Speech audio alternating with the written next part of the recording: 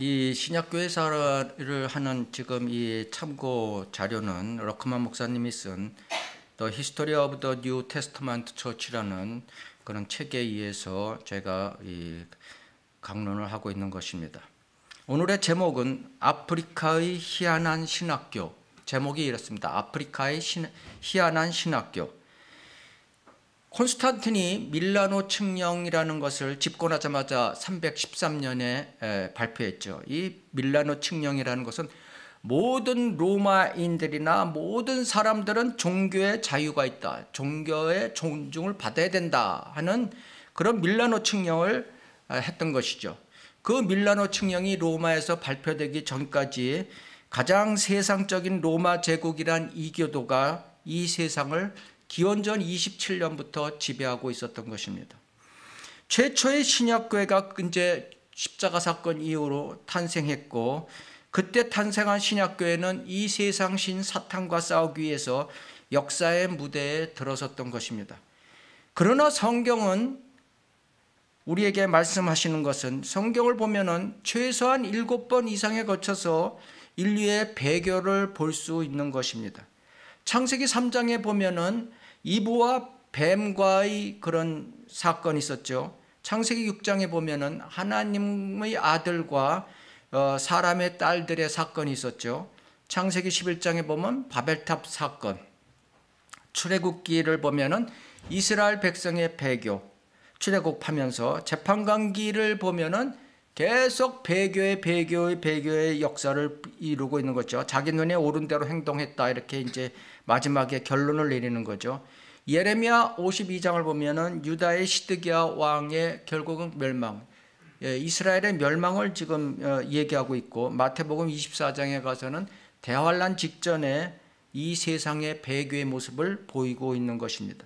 그래서 이런 성경을 통해서도 우리는 알 수 있는 것인데, 이 교회 역사가들은 인류의 역사가 점진적으로 발전되는 하나님의 축복에 놓여 있다는 후천년설에 꽂혀 있는 것을 볼 수 있는 것입니다. 지금도 마찬가지예요.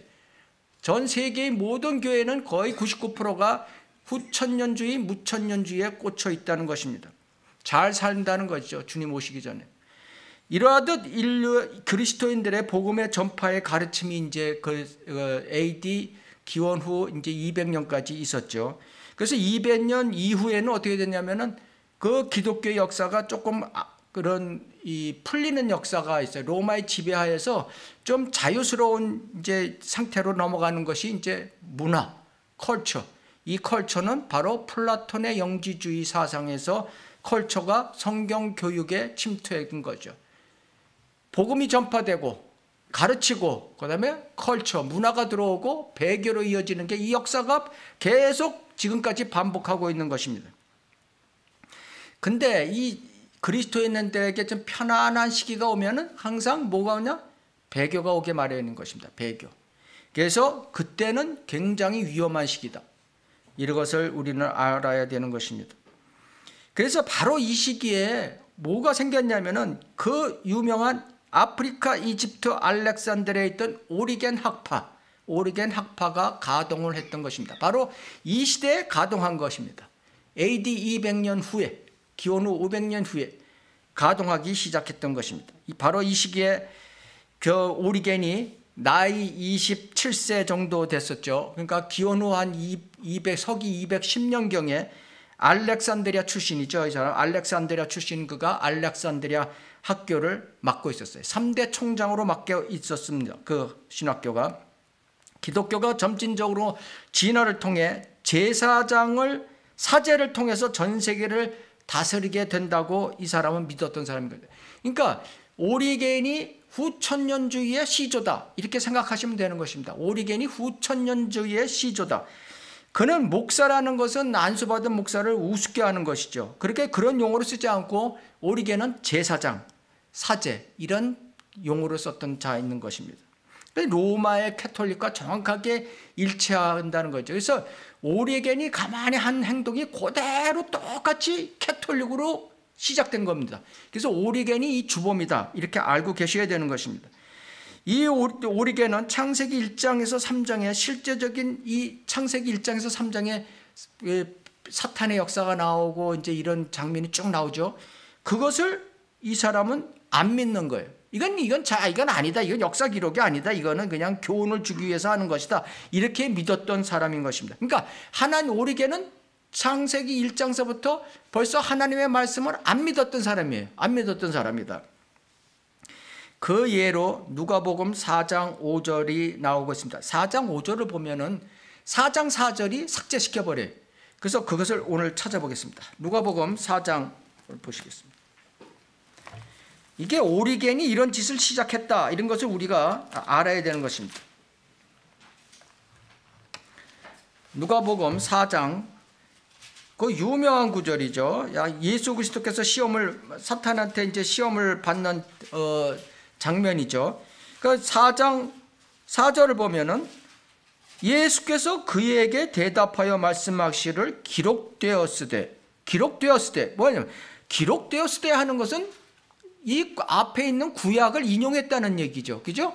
기록되었을 때 어느 걸 신명기 8장 3절을 인용했다는 거예요. 신명기 8장 3절이 뭐로 되어 있냐면 이는 사람이 빵으로만 사는 것이 아니요 주의 입에서 나오는 모든 말씀으로 사는 것을 너로 알게 하려 하심이라. 이것이 신명기 8장 3절의 말씀인데 기록되었을 때 사람이 빵으로만 사는 것이 아니요 하나님의 모든 말씀으로 사느니라고 하시더라.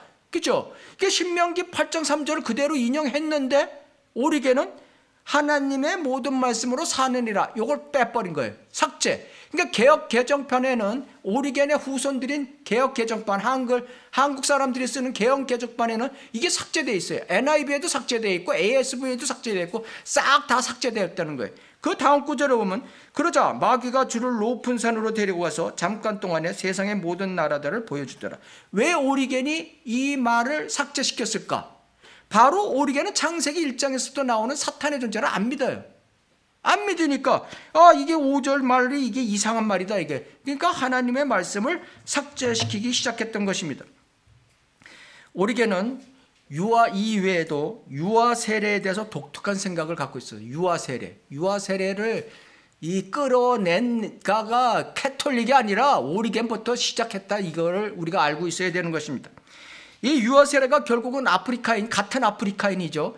같은 아프리카는 어거스틴, 오리겐도 그렇고 어거스틴도 그렇고 캐톨릭에서는 장로교에서도 훌륭한 사람이 이렇게 하죠. 바이블 빌리버한테는 이거 완전 적그리스도예요, 적그리스도. 예? 이 어거스틴이 카톨릭 신앙으로 자리 잡기 위해서 유아 세례를 공식적으로 집어넣은 사람이에요. 그런데 그 전에 벌써 어거스틴이 나오기 전에 100년, 200년 전에 오리겐이 벌써 그 짓을 했다는 거예요. 이것을 우리가 알고 있어야 되는 겁니다. 두 번째, 오리겐이 또 뭘 주장했냐면 혼들의 환생, 윤회설을 주장했습니다. 윤회설. 이게 동정녀 탄생을 믿으면서도 윤회설을 주장하는 거예요. 그 윤회설이라는 게 뭐예요? 이게 인도에서 힌두교, 브라만교가 기원전 1200년 전에 주장한 거고, 불교가 기원전 600년 전에 주장한 거고, 이 그리스 철학자 플라톤이 기원전 300년 전에 주장한 거예요. 그 뒤에 오리겐이 나타나서 이걸 갖다가 주장하고 있는 거예요. 그러니까 플라톤의 후손이죠. 오리겐은 플라톤의 주장을 500년 뒤에 그대로 주장하고 있는 것입니다. 세 번째, 문자적 지옥은 없다. 오리겐의 주장인 것입니다. 그러니까 십자가 사건을 묻으면서도 예수 그리스도께서 어떻게 해서 십자가 사건이에요? 예수 그리스도께서 지옥에 다녀오셨죠. 지옥에 다녀오셨어요. 그죠? 이거 모르는 제독의 사람들 많아요. 근데 이 사도신경 이런 거 하면요, 사도신경의 원문을 보면요, 지옥에 내려가셨다고 영어로 분명히 나오고 있어요. 근데 지금은 싹 그건 또 빼버렸죠. 한국말로 번역할 때. 문자적 지옥은 없다. 이렇게 십자가 사건을 믿으면서도 그런 헛소리를 하고 있었고, 육체적 부활이 없다. 육체적 부활이 없다. 그러니까 그리스도의 부활은 믿으면서 육체적 부활이 없다, 이렇게 주장한 사람인 것입니다. 그 다음에 연옥에서 얼마간 보낸 후 사람이 죽으면 모든 사람은 구원을 받는 것이다. 연옥 갔다가 거기서 죄가 정죄돼 갖고 만인 구원론 다 구원받는다. 이게 모든 사람인 다 구원받는다, 연옥을 통해서. 이것을 주장한 사람이 오리겐. 이게 연옥이라는 제도가 이게 593년에 그레고리 조지 1세에서 교황이 그것을 법령으로 했어요. 법령으로. 캐톨릭 교리로 확정했어요. 근데 그 전에 벌써 300년 전에 오리겐이 이걸 했다는 거예요. 오리겐이 연옥을. 그러니까 캐톨릭의 제도를 다 보면 오리겐에서 다 나온 거예요. 그 오리겐은 어디서 왔느냐? 플라톤 사상에서 온 거예요. 그죠? 이 캐톨릭이 그만큼 무서운 존재인 것입니다. 자, 그 다음에 이 우리의 죄 문제를 해결하는 건 연옥이 아니에요. 지옥 가서도 죄 문제는 해결이 안 되는 거예요. 예수 그리스도의 보혈 외에는 해결 방침이 없는 것인데, 이건 지옥서도 해결 안 되는 건데 어떻게 연옥에서 해결한다는 게, 이게 말이 안 되는 것이죠.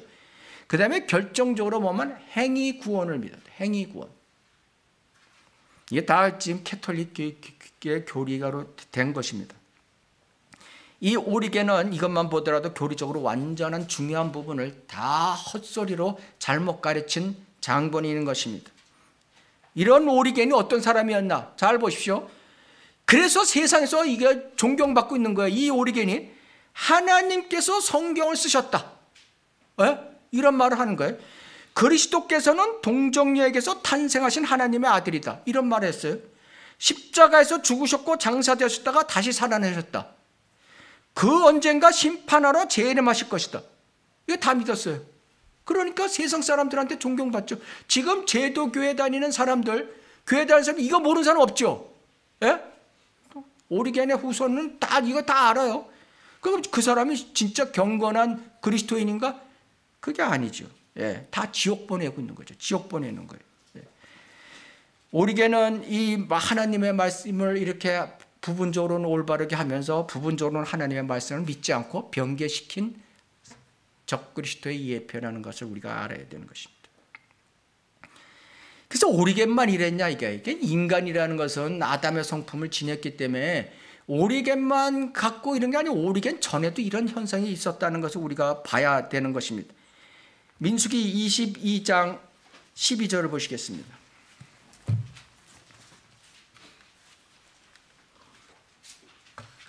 민수기 22장 12절을 보면은 그 유명한 발라암 선지자가 나오는 것이다. 발라암 선지자가 지금부터 이제 그러니까 3,500년 전 사람이에요. 3,500년 전 사람. 3,500년 전 선지자 발리. 이 사람은 이 성경을 23장, 24장 보면요. 성령으로 충만하고 진리를 말해갖고 주님의 재림 예언까지 다 한 사람이에요. 이스라엘의 회복 이런 거 다 얘기한 사람이에요. 그런 사람이 어떻게 말씀을 무시하고 있냐 그거를 보시겠습니다. 민수기 22장 12절을 보면 하나님께서 발람에게 말씀하시기를 너는 첫째 그들과 함께 가지 말라. 두 번째 그 백성을 저주하지도 말라. 세 번째 그들은 복을 받았느니라고 하시더라. 13절 발람이 아침에 일어나서 발락의 고관들에게 말하기를 너희는 너희 땅으로 돌아가라. 이는 주께서 내가 너희와 함께 떠나는 것을 허락하지 아니하시기 때문이라. 하나님께서는 발람에게 세 가지를 요구했습니다. 세 가지를 요구했는데 첫 번째 그들과 함께 가지 말라는 것을 장하게 말을 붙여가면서 그거 하나만 얘기하고 두 번째 세 번째 경고는 싹 묵시해버린 거예요. 그냥 싹 없애버린 거예요. 이 발람이 세 가지 명령 중에서 한 가지만 수행한 것이죠. 그 신명기 4장 2절에 내가 너에게 명령한 말씀에 더하지도 말고 빼지도 말라는 하나님의 말씀을 완전히 변개시켜버린 장본인이 된 것입니다. 이 세상 사람들은 오리겐이 훌륭한 목사들은 오리겐이 훌륭한 사람이라고 그러지 않고 그러고 발람도 훌륭한 사람이라고 그래요. 예? 이 발람에 대한 제도계 목사들 제가 그 47명에 대해서 그걸 했는데 그때 들어보면은 이 발람에 대해서 지적한 사람은 하나도 없어요. 다 존경하고 잘한 걸로 얘기해요. 설교 때. 똑같은 현상인 것입니다. 오리겐을 칭찬하나 발람을 칭찬하나 그 영이 같기 때문에 다 똑같은 거예요. 그것을 알고 계셔야 되는 것입니다. 오리겐은 하나님께서 자신이 쓰신 책을 변전할 수 있음을 믿지 않았어요. 그래서 이 중요한 것이 어디 또 변기가 들어가냐면 이걸 믿지 하나님의 말씀을 믿지 않기 때문에 다 어디에 들어가냐 시편 12편 6절의 변개가 무섭게 들어가는 것입니다. 시편 12편 6절을 보십시오.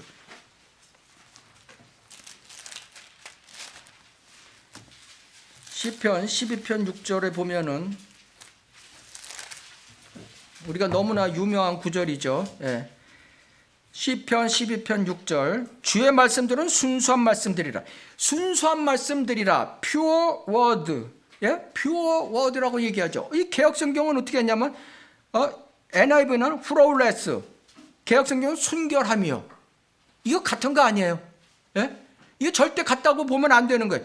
그러니까 순수하다 하는 것은 다른 것이 조금 더 섞이지 않은 변개되지 않은 것을 얘기하는 것이고, 순결이라는 것은 어떤 사욕, 사념 따지가 없는 그런 게 없는 깨끗함을 얘기하는 거예요. 그러니까 자기는 주의 말씀은 깨끗하다. 이게 자기가 사리사욕, 오리겐이 뭐 사리사욕, 거세까지 한 사람인데 사리사욕이 있겠어요? 나는 하나님의 말씀에 비춰서 깨끗한 말씀을 보존한다. 이렇게 이제 자기가 이제 고친 것입니다. 순결하며 흑도가 아니어서 단련되어 7번 정화되는 것 같다. 이 정화단이라는 것도 단련된이라고 바꿔버렸어요. 정화대하고 단련된 거하고 틀린 거예요. 정화된 거는 그 순수한 거죠. purified라는 정화된. 단련되는 건 trained, 영어로 하면 train. 어떤 반복되어 익숙하게 연습을 하면은 익숙해진다는 뜻입니다. 트레인이. 그러니까 자기가 순수하게 사욕이 없이 고친 거를 계속 반복하면은 하나님의 순수한 그런 트레인 단련된 말씀이 된다는 뜻이에요. 그 다음에 오 주여 주께서 이 말씀들을 간수하시리니, 이걸 간수하시리니 갖다가 저희를 지키사. 하나님의 순수한 말씀은 변하지 않는다는 뜻을 갖다가 저희를 지키사. 그럼 저희가 누구냐? 1절에 보면 경건한 자요, 5절에 보면 가난한 자요. 그러니까 오리겐 자기를 얘기하고 있는 거예요. 자기. 예? 자기 자신을 얘기하고 있는 겁니다. 이 주께서 이 세대로부터 영원토록 그것들을 보존, 말씀들을 보존하리다. 그들을 보존하시리다. 이렇게 된 겁니다. 그러니까 하나님의 말씀에 비추어서 플라톤 사상을 갖고 이것은 이렇다 하고 고친 것을 갖다 훈련해서 반복하면은 그것이 하나님의 말씀이다 이거예요. 무서운 겁니다. 이게 무서운 거예요. 이 성경 변개자들과 교회 사가들은 사탄이 존재하고 그 사탄의 능력을 믿지 않는 것입니다. 그들이 믿고 싶은 것만 믿는 것이 바로 이 오리겐이었습니다. 이것을 어디서 출발했냐 하면 벌써 사탄의 그 마음을 준 거예요. 창세기 3장 1절에 보면 주 하나님께서 그들 지으신 들의 어떤 짐승보다도 뱀은 더욱 강교하더라. 그가 여자에게 말하기를 참으로 하나님께서 말씀하시기를 너희는 동산의 모든 나무에서 나는 것을 먹지 말라 하시더냐. 참으로 그랬더냐. 이 참으로 하는 것은 인간의 본능, 육신적 본능을 자극하는 불만을 일으키는 것입니다. 참으로 그래? 정말이야? 리얼리? 그러니까 세상 사람들 계속 그래. 젊은 애들 보면 참으로? 리얼리? 이거 계속 많이 씁니다. 이게 사탄의 세력에 지금 잡혀 있다는 거예요. 이걸 갖다가 럭하만 목사님은 뭐라고 하냐면 정말 그래? 네, 정말 그래? 이런 주죠. 그러니까 정말 그래 학회의 회장이 오리겐이다. 이거. 정말 그래 학회의 회장. 네. 재밌죠. 머리 좋으신 분은 틀려요. 정말 그래 학회장이었던 오리겐이 창세기 3장 1절에 그의 아버지 사탄의 뱀을 뒤를 이어 4184년 후에 등장한 것입니다. 오리겐이 4184년 후에 들어와서 이 악순환의 사이클을 집어넣으면서 거기다 컬처, 플라톤의 사상, 영지주의를 집어넣은 것입니다. 그것이 문화예요. 문화. 그러니까 배교로 이어지는 것입니다. 그래서 이 문화라는 것은 플라톤 사상이라는 건 영지주의죠. 영지주의라는 것을 뭘 배우고자 하고 알고자 하는 것을 영지주의라고 그래요. 그러니까 영지주의를 통해서 이 컬처는 어떻게 되냐면 지적 훈련을 통해 얻어진 계몽 상태와 고상한 취향과 행동이다. 이렇게 정의를 내리고 있는 것입니다. 그게 문화의 정의예요. 그러니까 가만히 읽어보면은 이게 다 정확하게 맞는 거예요. 지금 컬처라는 건 전번 시간에 제가 말씀드렸지. 컬처에서 CULT 억은 앞에 나온 부분을 딱 보면은 그것은 이단이라는 뜻인 것입니다. 이단. 컬처는 이단이다. 하나님의 말씀에만 집중해서 믿음 생활을 해야지 거기에 세상적인 컬처를 도입해서 카페를 들어오고 교회에 드럼을 들어오고 이거가 다 배교로 가는 길이다. 이렇게 알고 계시면 되는 것입니다. 이걸 갖다 우리가 알 수 있는 것이 뭐냐면 오리겐 말고도 다윈이 있죠. 다윈의 진화론. 다인의 질환원이 한 손에는 다인이 이제 공부를 많이 했고 학위 증서를 들고 한쪽에는 뭐예요? 예, 성경을 들었던 사람인 것입니다. 그래갖고 이 짬뽕을 해갖고 문화 짬뽕을 해갖고 강력한 진화론이라는 종교를 만들었던 것입니다. 이 캐톨릭 국가도 마찬가지예요. 캐톨릭 국가가 남미를 점령하면은 그 나라에 생기는 캐톨릭은 묘한 캐톨릭이 생기는 것입니다. 예? 그 우리가 뭐 세계로의 여행 이런 거 많이 보잖아요. 보면은 뭐 거기에 남미 갈 때마다 그 나라가 섬기던 이상한 우상에다가 그 위에다가 마리아 하나 딱 얹어 놓는 거야. 애기 안고 있는. 그게 캐톨릭이에요, 그 나라. 예. 그런 거랑 똑같아 이렇게 알고 계시면 되는 것입니다. 이 알렉산드리아 대학, 알렉산드리아라는 것은 우리가 잘 알고 있어야 돼요. 알렉산드리아는 이집트의 제2의 도시예요. 근데 이집트의 수도가 지금 카이로죠. 원래 알렉산드리아가 수도였어요. 예? 그 지중해 바로 이 카이로 옆에 위에 지중해 붙어서 교육하기가 좋고 항구 도시죠. 그래서 지금은 이제 카이로가 제일 도시고 지금은 그때는 이제 알렉산드리아는 지금 제2의 도시죠. 이 알렉산드리아가 어떻게 생겼냐면은 기원전 332년에 마귀에 잘 사로잡힌 그런 간질병을 앓던 알렉산더 대왕 다 알잖아요. 이 마귀에 사로잡혀 있던 간질병 환자였던 것입니다. 자신의 이름을 따라서 거기서 정복해갖고 어떻게 하면 거기다 알렉산드리아라는 도시를 그때 이 알렉산더가 만들었기 때문에 알렉산드리아 이렇게 되는 거예요. 알렉산더가 만들어갖고 항구 도시를 만들어갖고 그 알렉산드리아 주위에 있는 50km 반경에 있는 사람을 다 그걸로 모이게 한 거예요. 그래갖고 알렉산드라인 이런 이름을 준 것입니다. 너는 알렉산드라인이다 이렇게. 그래서 이 알렉산드리아는 과거의 이집트 수도로서 헬레니즘 문화가 아주 왕성하던 때죠. 그러니까 그때 세계의 중심지였어요. 사실 문화와 경제의 중심지였다 이렇게 알고 계시는 것입니다. 그래서 여기서 무수한 이제 문제가 생기는 것입니다. 이 지금은 거기에 이제 가장 큰 도서관이 있죠. 박물관 같은 게 있고 위대한 도시로 알게 있죠. 그래서 이 알렉산드리아 대학을 세운 사람이 누구냐 이거예요. 그러니까 필로라는 사람이 있습니다.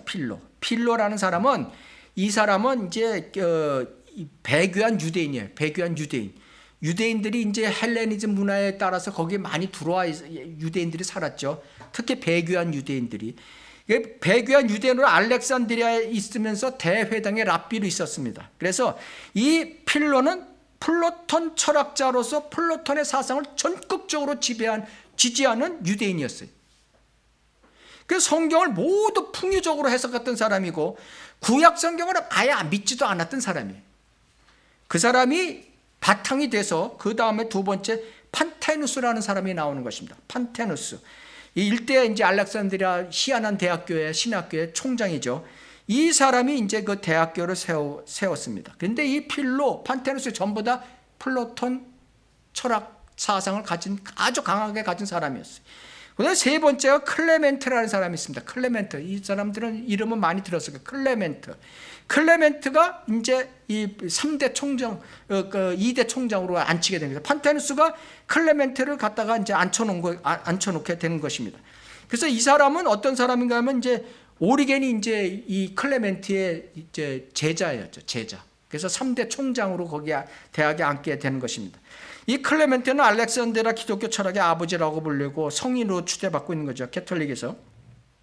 플라톤 철학의 추종자였어요. 절대. 이 사람이 한 얘기가 뭐냐면 플라톤의 책들이 진리를 포함하기에 영감받은 책이라고 얘기한 사람이에요. 플라톤의 책이 영감받은 책이래. 예? 그런 사람이 신학교를 세웠으니 그 신학교가 어떻게 되겠어요? 예? 그래서 이제 그 다음에 이제 판테누스가 이제 이렇게 여행 중에서 만나갖고 이제 클레멘트를 끌어들인 거죠. 그 다음에 3대 총장이 오리겐이 된 것입니다. 이 70인역에 대해서 우리가 잘 알아야 돼요. 70인역 하면은 뭐 오리겐이 있었, 뭐 어쩌고 저쩌고, 뭐 오리겐이 뭐 과거부터 있었는데 오리겐이 그걸 좀 수정하고 뭐 이렇게 이제 보통 세상 책들이 읽어보면 그렇게 나와요. 근데 새빨간 거짓말이고 이 70인역을 우리가 잘 알아야 돼. 장록에서 껍복 죽는 이 70인역은 이집트 왕 필라델푸스 2세라는 사람이 유대 지파 12명을 갖다가 불러들여요. 유대 지파 12지파에서 6명씩을 불러들여요. 그쪽에서 이스라엘에서 불러들여요. 왜? 와라. 그래갖고 이 구약성경, 히브리어 구약성경을 헬라어로 번역해라 하는 지시를 내리는 것입니다. 지시를 내려. 그러니까 이게 세상 책에 이렇게 됐다는 거예요. 이게 사실이 아니라. 그 72명을 불렀는데 70명만 온 거야. 2명이 빠지고. 그래서 70인 여기 되는 거다. 이따 허구예요, 허구. 이것은 그래 지금 이거를 갖다 지금 2000년 동안 지금 계속 진실로 믿고 있잖아요, 사람들이. 이게 아니에요. 실질적으로는 언제냐면 AD 230년, 기원 후 230년경에 오리겐이 쓴 책이에요. 오리겐이 쓴 책이라고. 그러니까 걔네들하고 얼마 480년 차이가 나는 거예요. 480년 차이가 나는 거예요. 480년을 싹 땡겨갖고 지금 뭐 이집트 왕이 뭐 불러서 이렇게 해서 했다고 거짓말을 하고 있는 것입니다. 그 이유는 제가 전번주에 설명드렸죠. 그렇죠? 예. 왜냐하면은 이게 이 책이 구약에 보면 신약에 나왔던 내용을 싹 끌어다가 골로 싹 옮겨서 바꾼 흔적이 나오거든요. 그러니까 킹제임 성경 표준 헬라어 표준 원문이나 뭐 이런 걸 보면은 비잔틴 원문을 보면 거기에 분명히 구약 단어가 나오는데 요 신약 구조를 끌어다가 딱 바꾼 흔적이 나온다는 얘기예요. 그러면 이게 언제 생긴 거예요? 예? 기원 후죠. 기원 후. 70년 영은 기원 후에 쓰여진 거예요. 아프리카 생각해 보세요. 아프리카는 저주받았죠. 저주받은 거예요. 저주받은 나라의 왕을 시켜서 70인 역을 받는다고? 생각을 해보세요. 이게 말이나 되는 얘기인가? 아프리카 이집트에 대한 하나님의 방법은 성경에 쭉 나와 있어요. 아프리카는 어떻게 취급하는가를 성경에 나와 있다는 거예요. 첫째, 하나님께서 요셉의 뼈를 이집트에서 가지고 나가 그랬죠. 예수 그리스도의 예표예요. 뼈도 그 요셉도 야곱 자신이 거기에 묻히는 것을 허락하지 않았죠. 창세기 49장 보면 저쪽으로 나가죠. 그죠? 밖에 요셉이 데리고 이제 나가서 장례식을 가나안 땅에서 거대하게 하죠. 하나님께서는 말조차 말이죠. 신명기 17장 보면 이집트에서 나는 말조차 사지 말라 이렇게 했어요. 그죠?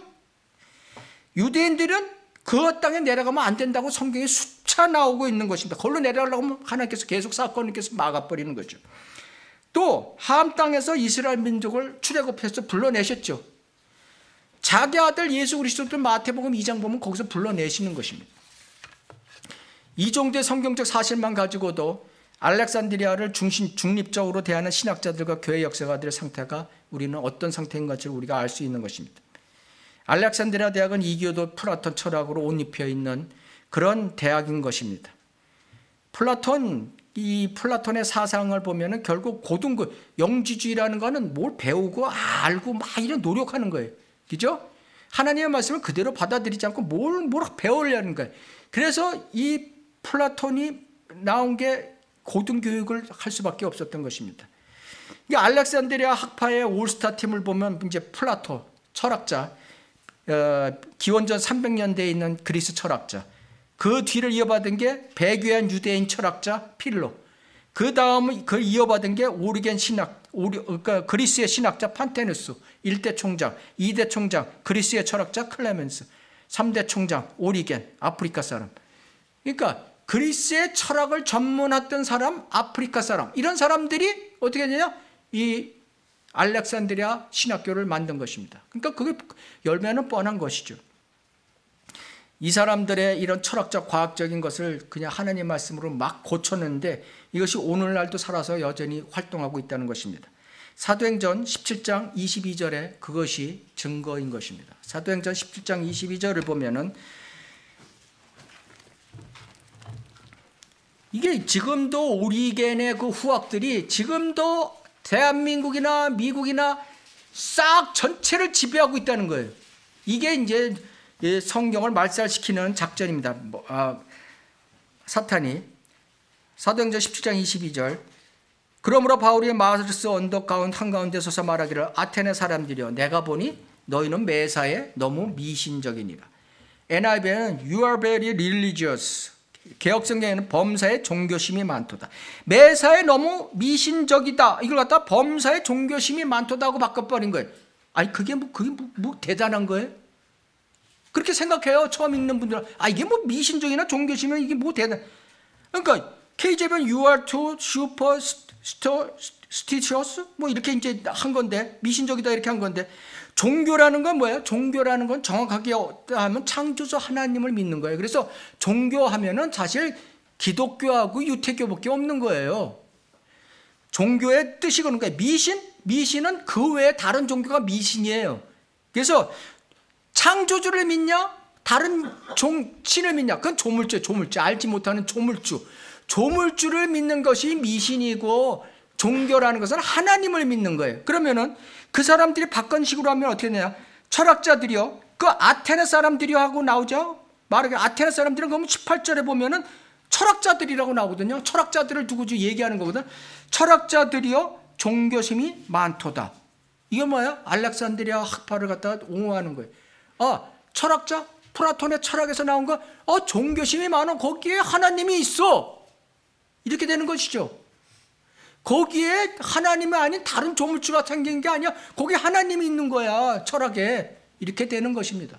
이걸 공부를 해보니까요, 저도 이거 사실 요번에 알았어요. 미신과 이거에 대해서 이거 그냥 이 종교 미신을 이게 잘못했구나 이렇게 했는데, 이게 어마어마한 의미가 담겨 있더라고요. 요한복음 1장 18절도 보시겠습니다. 요한복음 1장 18절.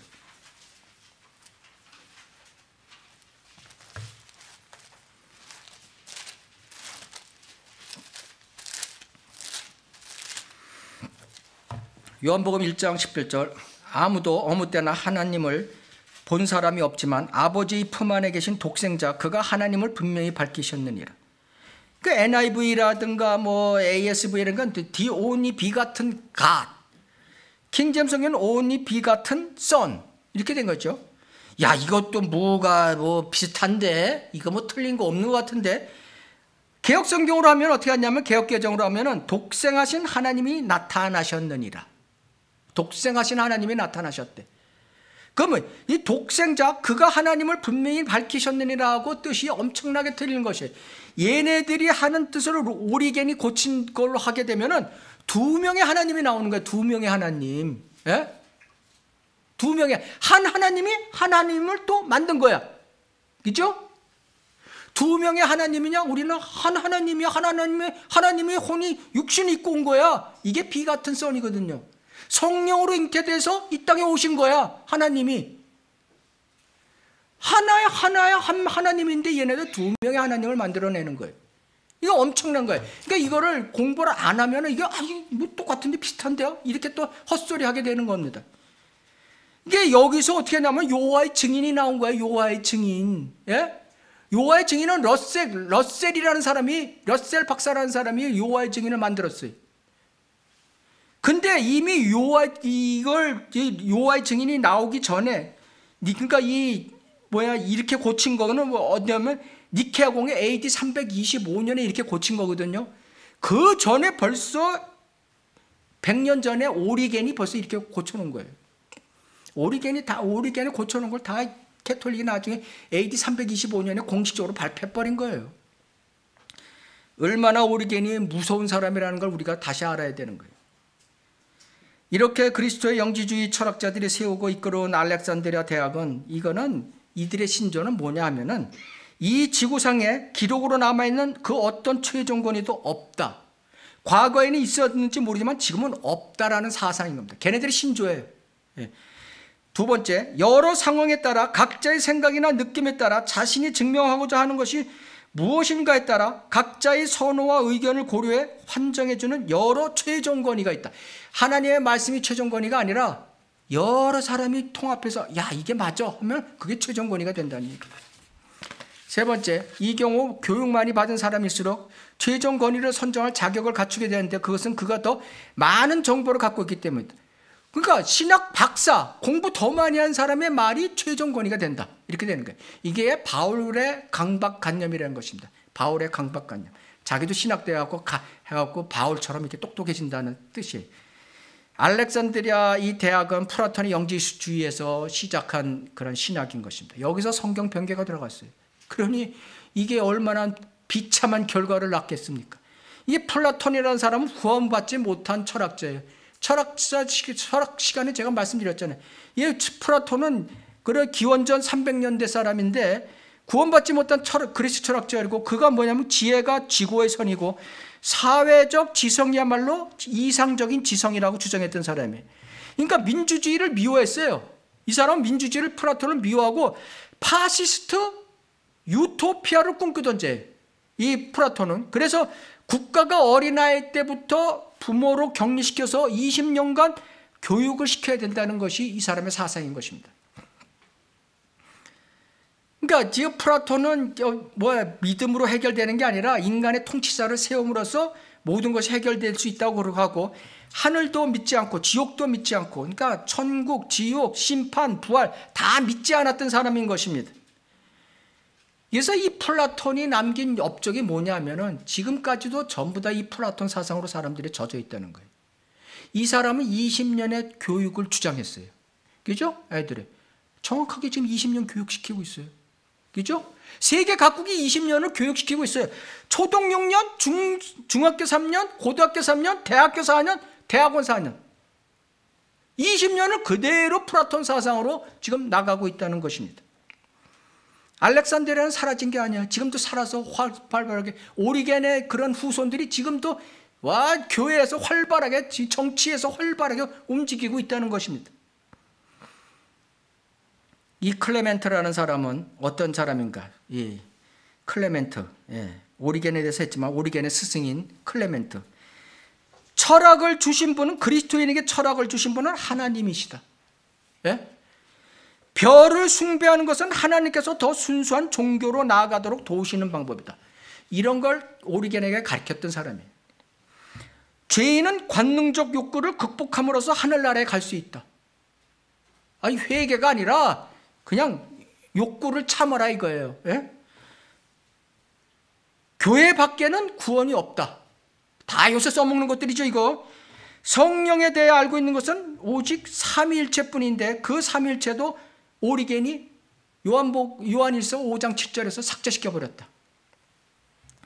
그러니까 이 클레멘트와 오리겐이 안 성령에 대한 거는 사역에 성령이 동참한다, 우리를 중생시킨다, 거듭나게 한다, 인친다, 위로한다, 우리를 성경 말씀을 가르친다, 이런 건 싹 없어요. 싹 없어. 자, 오리겐이 지금 이제 성인으로 추앙받고 있는데, 이 오리겐이 결국 감옥에 갇히잖아요. 그 당시에 예수를 믿었다고 해서 감옥에 갇혀갖고 옥살이 하다가 병으로 죽게 되는 것을 이제 성인으로 추앙받게 되는 거죠. 이 오리겐이 전번주에 말씀드렸지만 어마어마한 무서운 일을 했죠. 구약을 변개해서 70인역을 만들어냈습니다. 지금도 살아 숨쉬고 있습니다. 목사들에서 이 70인역 이게 입에 달고 있습니다. 신약은 라틴사, 신약을 변개해서 헬라 표준 원문을 변개해서 라틴 사본과 시리아 사본 두 권을 만들었습니다. 성경 변개의 주범인 거예요. 주범. 신약교회 성경 변개의 주범 하면 오리겐, 이거 잊어먹으면 안 돼요. 오리겐. 카톨릭이나 장로교에서 숭배하는 오리겐, 이것이 사탄의 도구였다.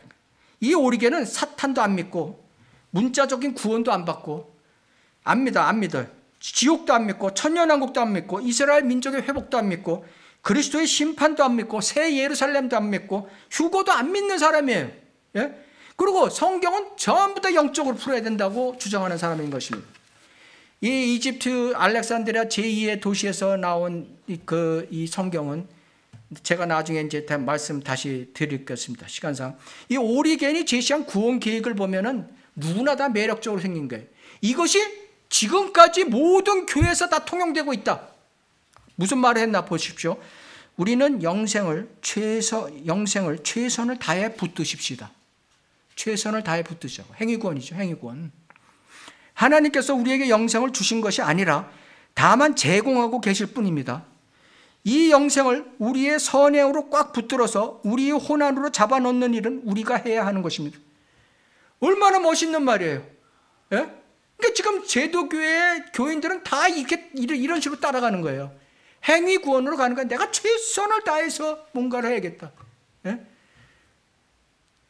제독교 목사들 죽으면서 다 물어보세요.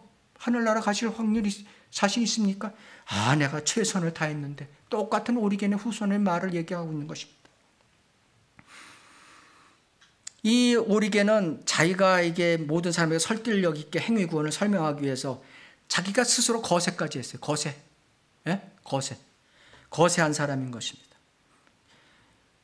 이 성경에 보면은 은혜, 이 행위로 구원받지 않고 은혜로 구원받는다는 게 무수히 나오는데 얘는 성경을 뭘 읽었고 뭘 읽고 교정을 했는지 알 수가 없어요. 그러니까 정확하게 한 건 아주 찔르는 말이 뭐예요? 에베소서 2장 8절에 너희가 믿음으로 말미암아 은혜로 구원받았으니 이것은 너에게서 난 것이 아니요 하나님의 선물이라. 은혜와 선물은 대가가 없는 거예요. 그죠? 그저 주는 거예요. 행위에서 난 것이 아니니 결정적으로 얘기했잖아. 최선을 다하는 게 아니야. 행위에서 난 게 아니야. 아무도 자랑하지 못하게 하라. 네가 최선을 다했으면 자랑할 것이 너에게 있다 이거예요. 분명히 이렇게 얘기하는데도 헛소리하고 있는 것입니다. 바로 최초의 기독교 대학교가 퍼뜨린 이런 지금까지 전 세계의 교회가 다 따르고 있는 이 기독교 문화인 것입니다. 이것이 기독교 문화로 돼버렸어요. 이런 현상은 거짓 교리와 성경 변개 36,000군데에 끝나는 것이 아니라 성경적 기독교의 종식을 유도하고 있다는 거예요. 전 세계의 교회가 진짜 교회가 다 멸살되고 있는 거예요. 멸살되고 있다는 거예요. 바이블 빌리버 교회가 얼마 남지 않았다는 거예요. 이게 오리겐 한 사람의 이 어마어마한 작품으로 인해서 이 세상이 이렇게 돼버리는 거예요. 그 사람이 한 열매가 어떤가? 알렉산드리아 학파에 속한 어떤 교수님과 관련된 사람도 바이블 빌리버라는 근거가 하나도 없다. 두 번째, 오리겐이 헬라어 문법학자요, 원문 비평학자요, 헬라어 학자요, 헬라어 교수이며 필사본 교육자긴 했어도 그가 헬라어 구약성경의 90% 이상을 이해하지 못하고 있다. 세 번째, 이 학파의 교수이건 학생이건 이 학파가 가동 중인 기간 동안 그 누구도 죄인을 그리스도께로 인도했다는 증거가 책에 하나도 없다. 예.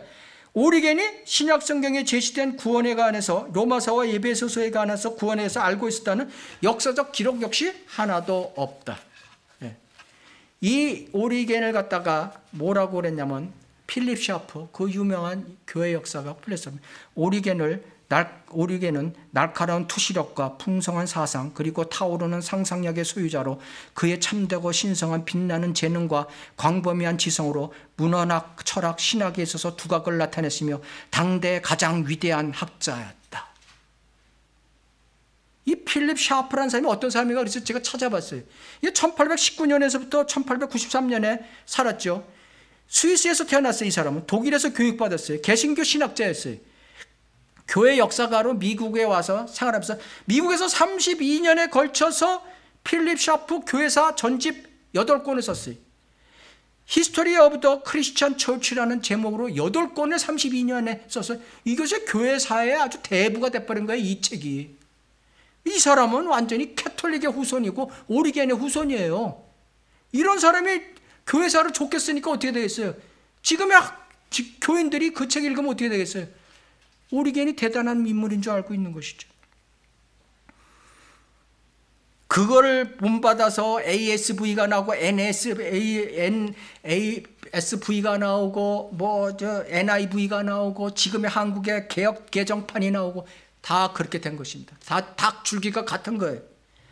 자, 요약을 제가 해드리면은 이 아프리카의 희한한 대학교 제목 이것을 이제 정리하겠습니다. 이 보면은 이 성경에 세 도시가 이제 신약에 나오는데 로마, 알렉산드리아, 그다음에 안티옥 이렇게 나오죠. 이 세 도시를 갖다가 지리적 관점, 신앙적 관점, 성경적 관점 세 군데로 나눠서 제가 설명을 하겠습니다. 첫째 지리적 관점으로 보면은 로마가 제일 크죠. 네, 크고 두 번째가 알렉산드리아 크고 세 번째 안티옥이 제일 작습니다. 세상에선 제일 작아요. 안티옥이. 그 다음에 위치로 봐서는 로마는 유럽이죠. 예, 알렉산드리아는 아프리카예요. 안티옥은 아시아, 시리아예요. 인종으로 보면은 로마는 야펫 족속이고 알렉산드리아는 함 족속이고 안티옥은 셈 족속인 것입니다. 그래서 이 성경에 보면은 야펫 족속은 어떻게 됐어요? 창세기 9장 27절에 보면 하나님께서 야펫을 증대케 하시어 셈의 장막에 거하게 하실 거예요. 야펫의 민족은 강하게 증대가 되죠. 그렇죠? 유럽, 서구 문화, 이게 강하게 증대됐죠. 그렇지만 그 사상은 어디에서죠? 셈에서 나온 것입니다. 셈에서 그렇게 된 거예요. 그 다음에 함은 카나안은 저주를 받으리니 그가 그의 형제들에게 종들의 종이 될지. 그러니까 함이라고 안 그러고 카나안이라고 그러죠. 함은 왜냐? 노아한테 야, 네 아들 셈한테 네 아들들한테 내가 복을 주노라 그랬어요. 그래서 함이 잘못했어도 함까지는 그냥 넘어가는 거예요. 함의 아들 카나안부터 저주가 내려지는 것입니다. 그래서 카나안은 함을 얘기하는 거예요. 사실은. 카나안은 저주를 받는다고 되어 있어요. 종들의 종이 된다고 되어 있죠. 셈은 셈의 주 하나님을 송축하리로다. 여기서 하나님의 말씀이 나온다는 뜻인 것입니다.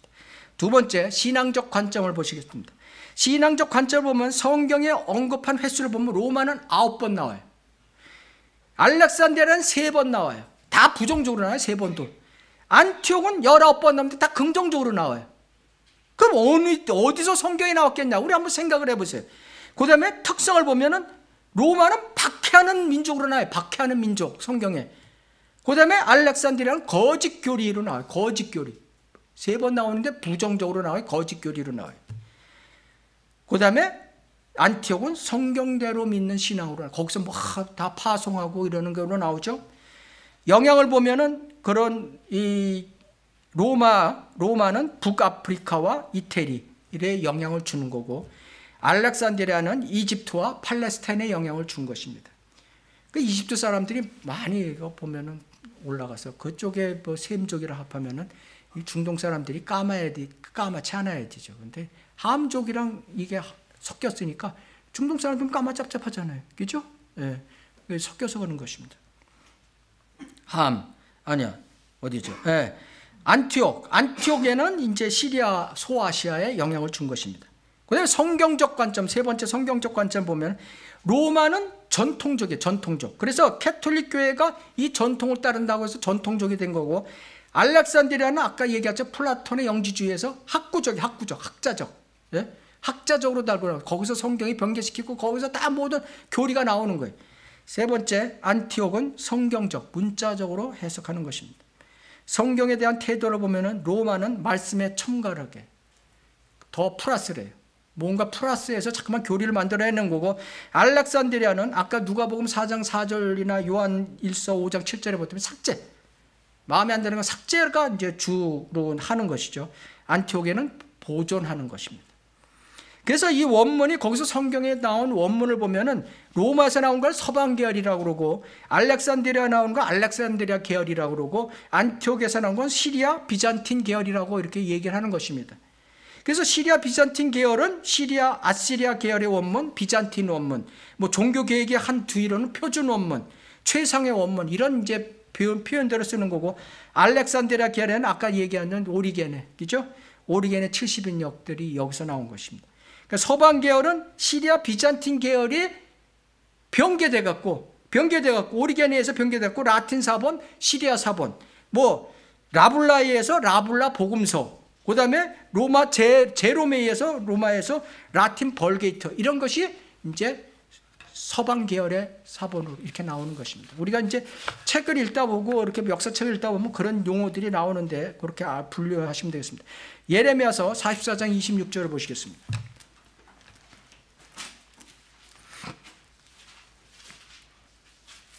예레미야서 44장 26절.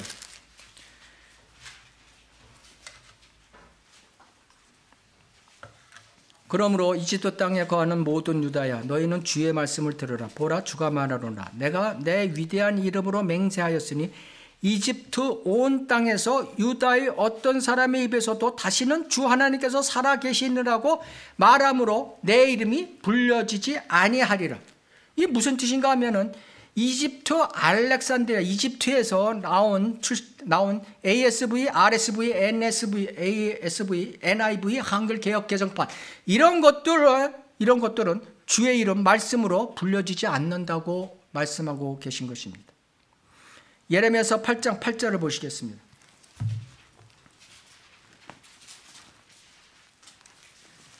예레미야서 8장 8절을 보시면은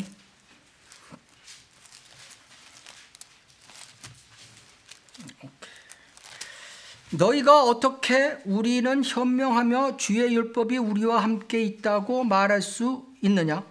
보라, 그가 확실히 그것을 헛되이 만들었으니 서기관들의 펜이 헛되도다.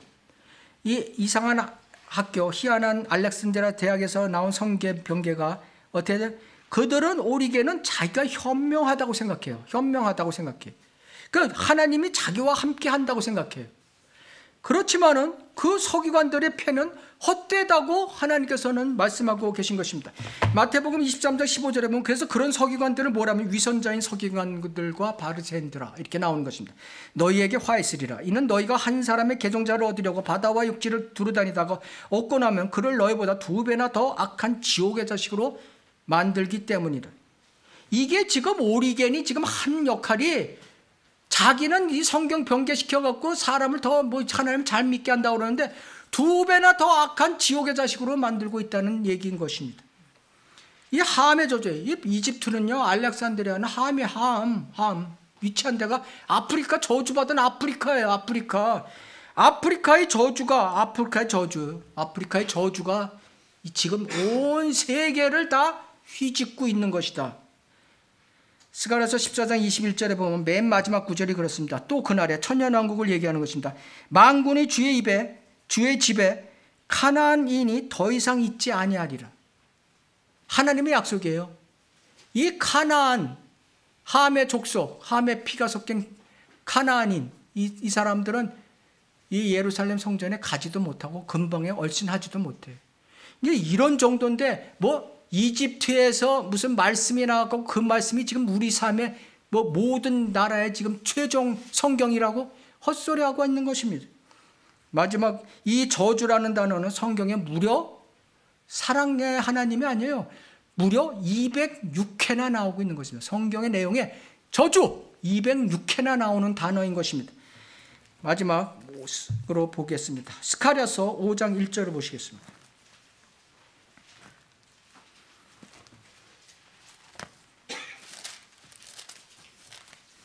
스가랴서 5장 1절.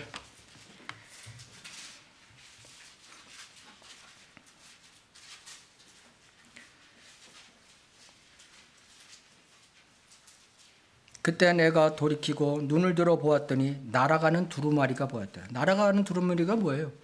예? UFO죠, UFO? 그 말씀, 하나님 말씀이에요. 하나님 말씀, 그죠? 예. 그가 내게 묻기를 내가 무엇을 보느냐 하기에 내가 대답하기를 내가 날아가는 두루마리를 봅니다. 이게 진짜 그 두루마리가 날아가고 있는 거죠. 그 상징하는 것은 하나님의 말씀이죠. 그 길이가 20규빗이고 너비가 10규빗입니다. 그러니까 9m, 5m의 그런 두루마리가 날아가고 있는 거예요. 그러자 그가 내게 말하기를 이것은 온 지면에 퍼져나가는 저주라. 그죠? 저주라. 도둑질하는 자는 누구나 그것에 따라 이 편에 있는 대로 끊어질 것이요 맹세하는 자는 누구나 그것에 따라 저 편에 있는 대로 끊어질 것이다. 하나님의 말씀을 도둑질하고 하나님의 말씀 잘못된 말씀을 갖다가 맹세하고 이런 사람은 어떻게 돼요? 저주의 심판이 내려진다는 거예요. 저주의 심판. 만군의 주가 말하노라 내가 그것을 내어놓으리니 그것이 하나님의 말씀이죠. 도둑의 집과 내 이름으로 거짓되이 맹세한 자의 집으로 들어가리라. 또 그것이 그의 집 가운데 남아있을 것이며 거기에 있는 목재와 석재들과 더불어 그 집을 소멸시키리라. 하나님의 말씀이 무서운 말씀이 나중에 대환란 끝에는 문둥병으로 한다는 교리적인 얘기지만 우리가 영적으로 이걸 교훈받는 것은 하나님의 저주의 성경을 쓰면은 그 집까지 망한다는 뜻이에요. 그 집까지 망한다. 예. 우리가 이것을 잘 알아야 되는 것입니다. 우리가 얼마나 올바른 하나님의 은혜와 축복 속에 있는 것을 알아야 돼요. 올바른 성경이 얼마나 우리에게 중요한 것인가를 알아야 돼요. 이 세상에 지금 교회들이 저렇게 저주로 가고 있는 거, 예? 저주로 가는 거고 있는 것이 미국이나 한국이나 교회가 제일 많다고 하지만 제일 저주로 가고 있잖아요. 지금 저주로 가고 있는 이 상황에서 올바른 하나님의 말씀에 따른 우리가 믿음의 성장을 해나가야 되는 것입니다. 이상입니다.